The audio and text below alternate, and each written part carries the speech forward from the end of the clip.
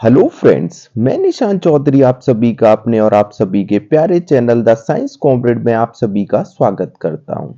आज मैं आप सभी के सामने फिजिक्स में बेसिक्स मैथमेटिक्स का ओरिएंटेशन लेक्चर लाया हूं।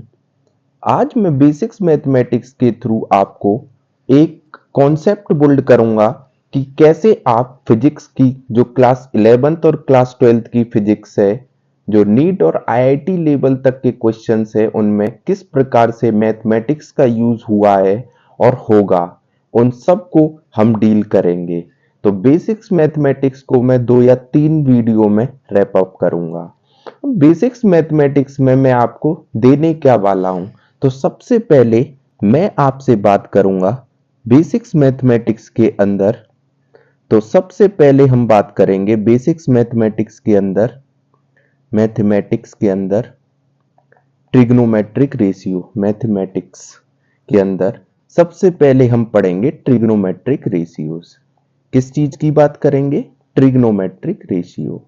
आप सभी जितने भी भैया हैं, सब class 11th trigonometric ratios class 11th पास करके आए। हर एक ने क्लास 10th की मैथ के अंदर ट्रिग्नोमेट्री नाम का 3-4 चैप्टर पढ़े थे, जिनसे 22 से 25 नंबर का वेटेज होता था। Sine theta, cos theta, tan theta, cosec theta, sec theta, cot theta. तो इन सब की जानकारी आपको क्लास 11th और क्लास 12th की फिजिक्स में होना बहुत इंपॉर्टेंट है। और अगर आपको ट्रिग्नोमेट्रिक रेशियोज नहीं आते, तो आपको ये चैप्टर जो आप पढ़ेंगे क्लास 11th का फिजिक्स के अंदर क्लास 12th के ईच एंड एवरी चैप्टर, हर एक चैप्टर, तो अगर आप बिना ट्रिग्नोमेट्री के इन पर जाते हैं तो आपको इन चैप्टरों में थोड़ी सी समस्या होनी तय है। तो बच्चों, सबसे पहले आपके गुरुजी आपको ट्रिग्नोमेट्रिक रेशियोज पढ़ाएंगे। देन उसके बाद हम चलेंगे ट्रिग्नोमेट्रिक रेशियोज में सब कुछ पढ़ने के बाद डिफरेंशिएशन पर। तो जैसे हमारा ट्रिग्नोमेट्री इंपॉर्टेंट है, ऐसे ही डिफरेंशिएशन। अब डिफरेंशिएशन की अगर मैं बात करूं, तो डिफरेंशिएशन बच्चों आप सभी के लिए नया है, क्योंकि क्लास 10th की मैथमेटिक्स में डिफरेंशिएशन का कोई भी मतलब नहीं है। ना आपने नाम सुना है, ना कभी कुछ। बट जो बच्चे क्लास 11th और क्लास 12th में जो बच्चे क्लास 11th और क्लास 12th में जो मैथ स्ट्रीम के बच्चे हैं, वो डिफरेंशिएशन को पढ़ते हैं। लेकिन बायोलॉजी वाले बच्चों को डिफरेंशिएशन बिल्कुल भी कोई भी मतलब नहीं रहता। बट हमारी जो फिजिक्स की बुक है, यानी each and every chapter physics का, चाहे वो क्लास 11th हो या क्लास 12th हो, उसमें डिफरेंशिएशन का बहुत बड़ा महत्व है। यानी क्लास 11th हो या क्लास 12th हो, आपको अगर डिफरेंशिएशन नहीं आते, तो इनके जो चैप्टर्स हैं, उनके अंदर जो न्यूमेरिकल्स हैं, वो बनेंगे नहीं। तो बच्चों, डिफरेंशिएशन भी समझना हमारे लिए उतना ही इंपॉर्टेंट हो जाता है बेसिक्स मैथमेटिक्स में, जितना ट्रिग्नोमेट्रिक रेशियो। देन हम आगे चलेंगे तीसरे नंबर पर। तो डिफरेंशिएशन के जितने भी रूल हैं, सब कुछ हम पढ़ेंगे। देन फिर हम चलेंगे आगे। इसके बाद जितने भी रेशियोज वगैरह हैं, उनको पढ़ने के बाद हम पढ़ेंगे basic maxima and minima. Maxima and minima ये भी आप सभी के लिए नया है, और इनके बिना भी आप चैप्टर में नहीं जाओगे। और मैक्सिमा और मिनिमा का कॉन्सेप्ट आपको तभी समझ में आएगा जब आप डिफरेंशिएशन के कॉन्सेप्ट को समझ लेंगे। तो इनको भी मैं बेसिक्स मैथमेटिक्स में ही क्लियर कराऊंगा।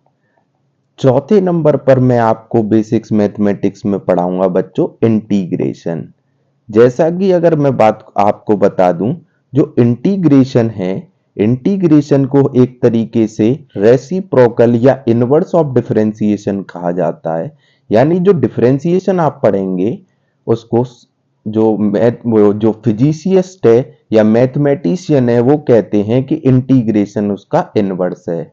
लेकिन जो मैथमेटिक्स करते हैं, उनको तो इसकी जानकारी होती है क्योंकि वो तो डीपली पढ़ चुके होते हैं, लेकिन जो बायोलॉजी वाले होते हैं उनको दिक्कत कहीं ना कहीं आती है।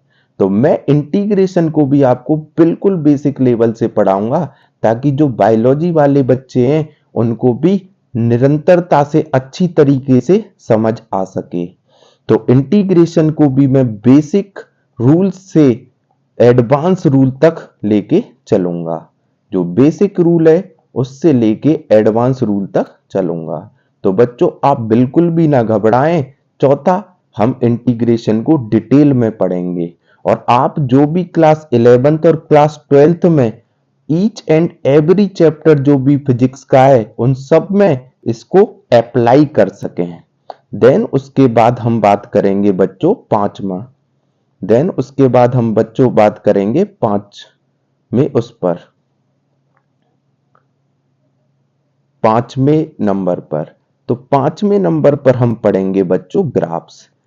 आप सबने ग्राफ्स जनरली पढ़े हैं। स्ट्रेट लाइन ग्राफ क्या होता है, पैराबोला ग्राफ क्या होता है, स्ट्रेट लाइन में भी y is equal to M X plus C, ये सारा।